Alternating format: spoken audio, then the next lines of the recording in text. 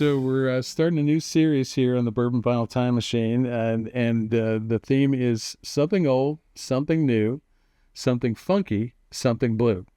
The idea with every week or however often I can do this, that we have a record that represents those genres for this week. Right. Because I think one of the most fun things about records and collecting records is that it changes all the time. That's right. You know, it frequently is whatever the latest thing is that you bought. And I kind of think that, you know, YouTube channels are supposed to have a purpose. They're supposed to be something that you're going to try to get out of them, why people come in and, you know, tune in to watch. And so what my goal was with this is that so frequently you have a huge collection of records and you have a huge collection of bourbon. Right. And you don't know how to take advantage of either one of them because what do? You just go and stare and be like, what do I want to listen to? What do I want to drink? Right. And frequently for me, the bourbon tube thing is going to inspire me. It's like, oh, now I want to try that. Now that they talked about it. Right. And the same thing with records. Your friend Mazzy, you know, when Mazzy talks about something, well, now I'm even more curious about that record. And so now I want to listen to it and see what's going on with it. So that was kind of the inspiration behind the Bourbon Vinyl Time Machine. And so I thought this series would be a good means of doing that on a regular basis. It's like, all right, here's 4 records that I'm curious about this week. I'm sure next week it'll be totally different. Because if there's one thing I have learned, it's an insatiable drive. You know, it just doesn't ever stop. Right. There's always another record. There's always another bottle of bourbon. Sure. And how do you take advantage of all these things that you've amassed? So that's the goal. That's the theme. So with that, let's see what you got. Something old, right? Yeah. Okay. Chick Corea, now he sings, now he sobs. It's this chick, 3-piece band, really improvisational pieces on this record. It's Chick, Roy Haynes, and Miroslav on bass, right? And this is a relentless spirit on this record. Really kind of high energy playing, of course, from Chick and from Roy. You know, Roy's using like a super flat ride, so he's really active, but it's not real loud, so the piano is really shining on this. It's on Solid State. That's the label. And there is a Tone Poet reissue of this record, but the low end is much stronger on that. And I think it kind of takes away some of the urgency of what they're playing. So I do prefer the original OG, if you will. Chick Corea, now he sings, now he sobs on Solid State. Fantastic record. 3 virtuoso players doing their thing. Really, really just a fantastic document of 3 guys jamming. I'm not familiar with Solid State. What's the story of that label? Well, Solid State was owned by United Artists. And then, of course, that's, you know, tied to Blue Note. And then, so they own Solid State, and they ended up doing the second reissue of this record. And then, and of course now they reissued it full on, all analog. So, you know, different kind of a vibe than, say, your typical Blue Note.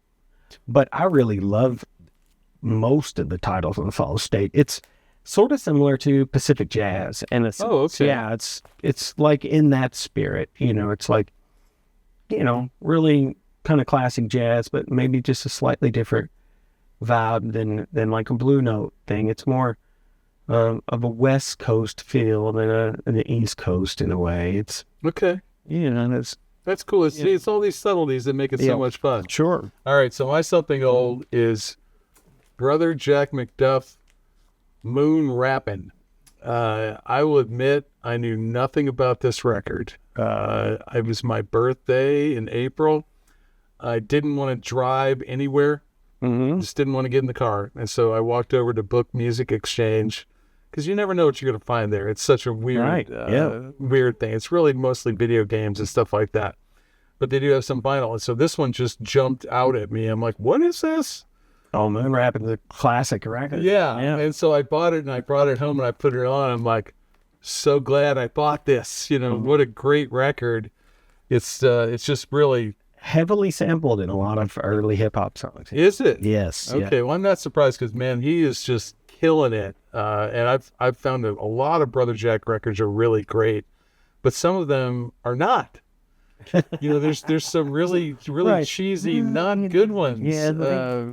Organ jazz, you know. But well, yeah. But this one's great. Yeah, it is. I just wholeheartedly recommend Moon this Rappin one. is a classic for sure. That's a must-have record. All right. This is from, I believe this is maybe a 2024 release. Oh man. Hermanos Gutiérrez, Sonido Cósmico. That's Cosmic Sound. Yep. It's on this really cool looking colored vinyl. And this is on Dan from the Black Keys' label. And a really, really cool record. Easy Eye Sound is the label. And, you know, these dudes, this record is all about the vibe. Two brothers. They're actually Swedes, but they're kind of obsessed with, you know, this kind of high, lonesome desert sound, you know, and two guys with hollow body guitars, some reverb, delays, and a kind of a galloping Western sound. And they're just, it's all about intention and the vibe. And a lot of the songs are all in the same vein or whatever, but this is really cool.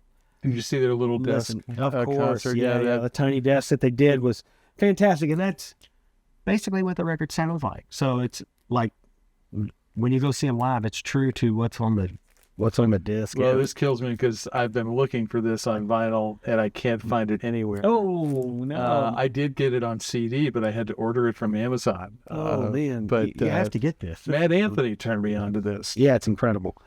And of course, for those of you that don't speak Spanish, I don't think there's anyone that doesn't speak Spanish anymore. Right. It means the Guitar Brothers is what, you know. Yeah. Hermanos Gutiérrez or whatever it is. And they're not Mexican. They're not in any way Latin. No. Right? But they're Swedish. Yeah, but they are brothers. Yeah. I think they have ancestry that's from way down south, you know, but they didn't spend any time there growing up. They have a look though. Yeah, for sure. They got that down. Yeah, I would, you know. Yeah. And Turbo Chill. Just like great record. Really, really down. Yeah. All right. Well, that was my alternate of old. Oh, okay. So this one is new, but it's got a weird story. Do you know this record? I don't know that. Okay, this is Grace Potter. Oh, okay. Grace Potter, who started off as a solo act and then got a band called the Nocturnals. Sure. I actually met her when she was with the Nocturnals when I was in LA. I worked on Guitar Center Sessions, that show. Oh, cool. Yeah. And she was there, and I was like, man, who is this? You know, because she was playing organ mostly and singing. So this record, weirdly, this is 2025. This was recorded in 2008. Oh. Wow. With T-Bone Burnett. Oh, cool. And she was trying to do songs that would like last a long time, but the record label's like, that's not really what we want from you. What are you doing? Right. So they just shelved it. Right, which happens. For 17 years. And Jim Kellner's playing drums. You know, it's a sick, beautiful, ridiculous record. And so I heard it, Laura Shine played it on FPK. I heard the title track, Medicine, and Laura Shine was like, yeah, this is a new one from Grace Potter, but it's not really new. It's kind of old. So am I cheating a little bit by calling it new? No, I mean, it's new to us. It was released in 2025. Yeah, nobody's heard it, so it's a thing. I have lots of funky records, but I wanted to choose something that I thought was really strong. So, Stevie Wonder, Innervisions, right? There's a great record. Very few tracks that are funkier than Too High, which is the opening song on this record. You also have Higher Ground is on this record. Living for the City. Don't You Worry About a Thing is on here. I mean, this is a beast of a record. Stevie playing most every instrument. He's fantastic. The drums list are incredible. Yeah. And it's Stevie on the drums on every track.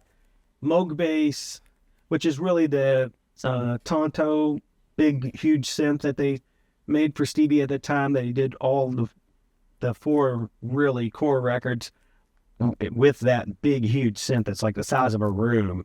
It's like a big modular synth that they call Tonto. And I mean, this is just an incredible document from Stevie Wonder. Possibly, I mean, maybe Talking Book might be my favorite Stevie Wonder record, but this is right there, neck and neck with it. I mean, there's some beautiful stuff on this.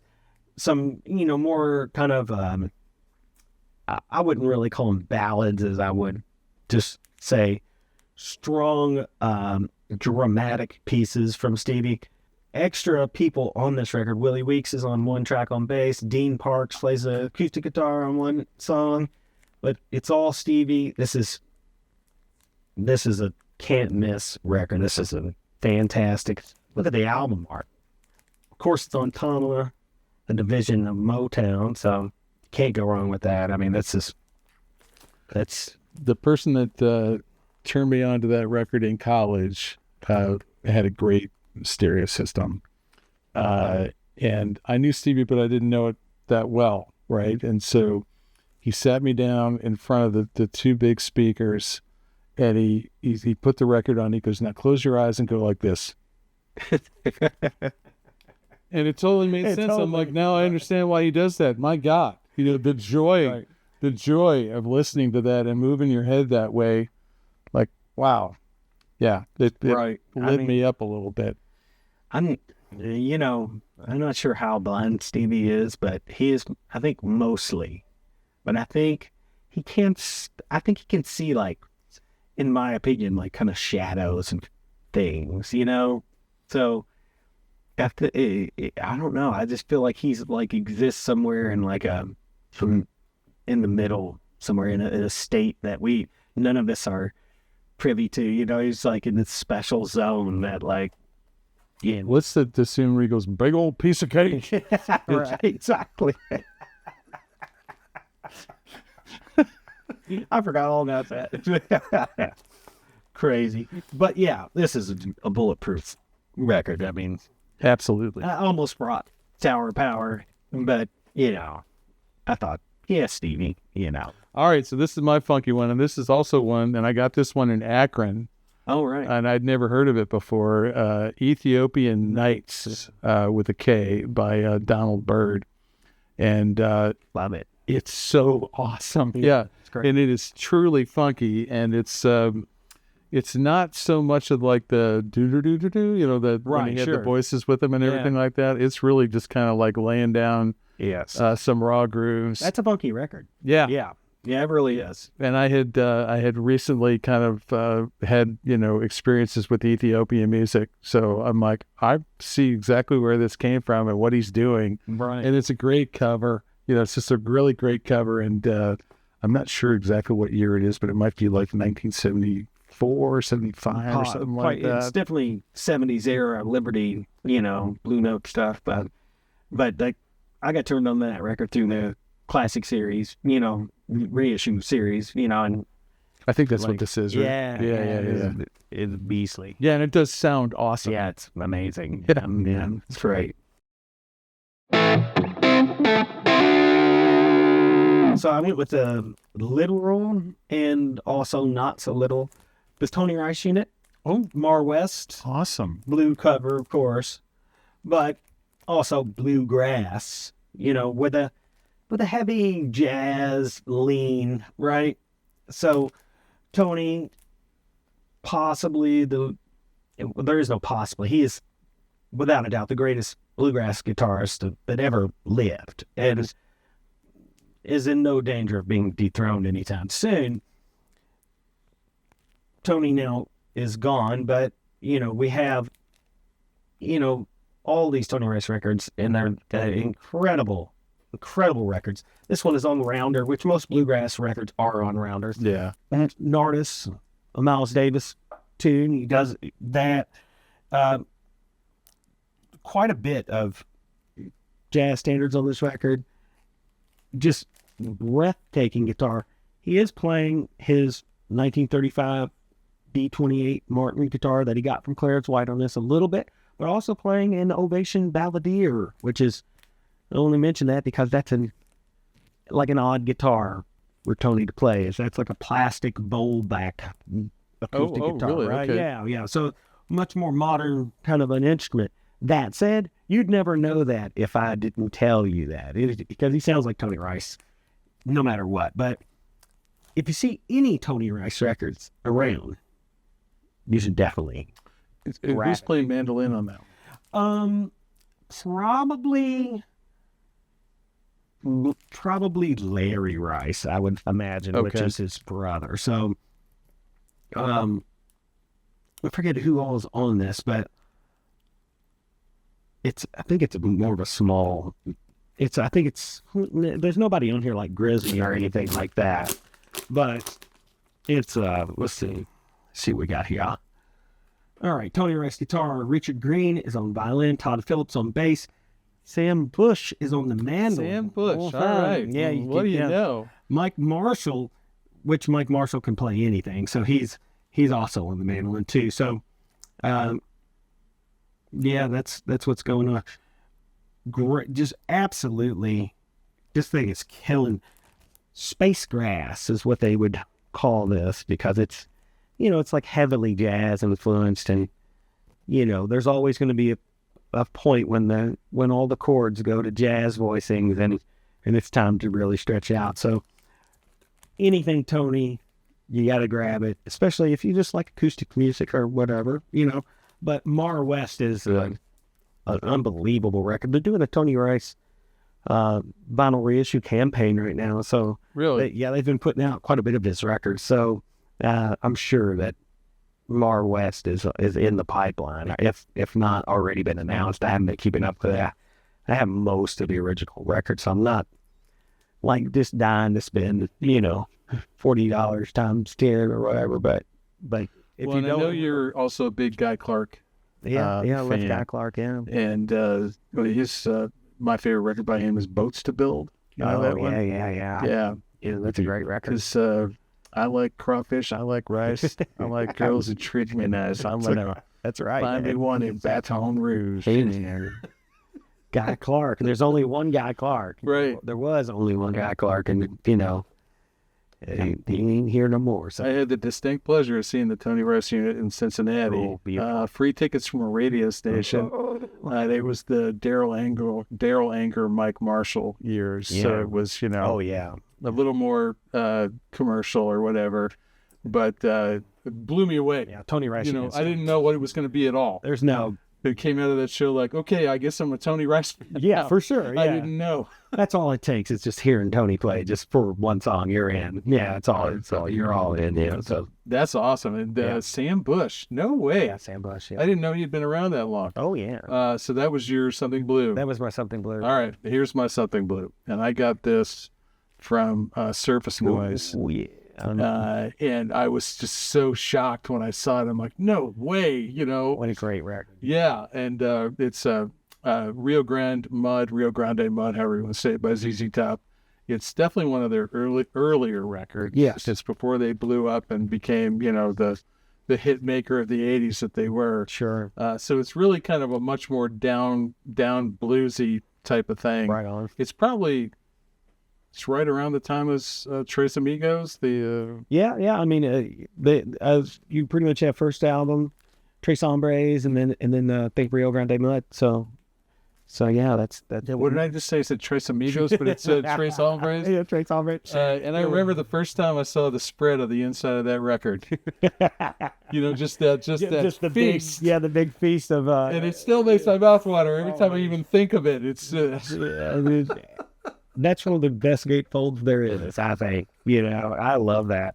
That's an incredible group of records right there. They were really, about the first 6 ZZ Top records are just unbelievable records. So, and really well recorded, just incredible.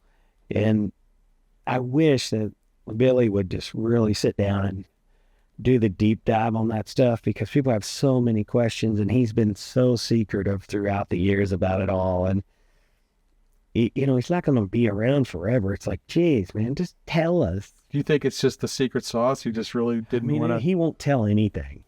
It's like, hey, man, what amps you use on brown sugar? Oh, man, I have to remember.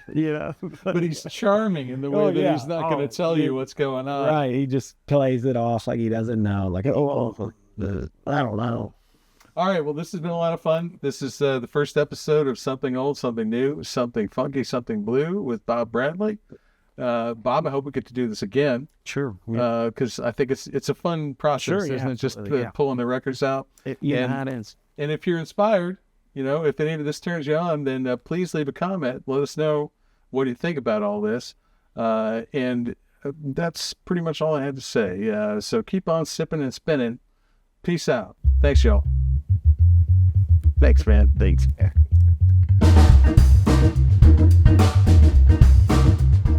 All right, I'm here with Matt Anthony for Spin Cycle. What do you got, Matt? Okay, so we need something old, something new, something borrowed. No, something funky, something blue. Let's go. All right.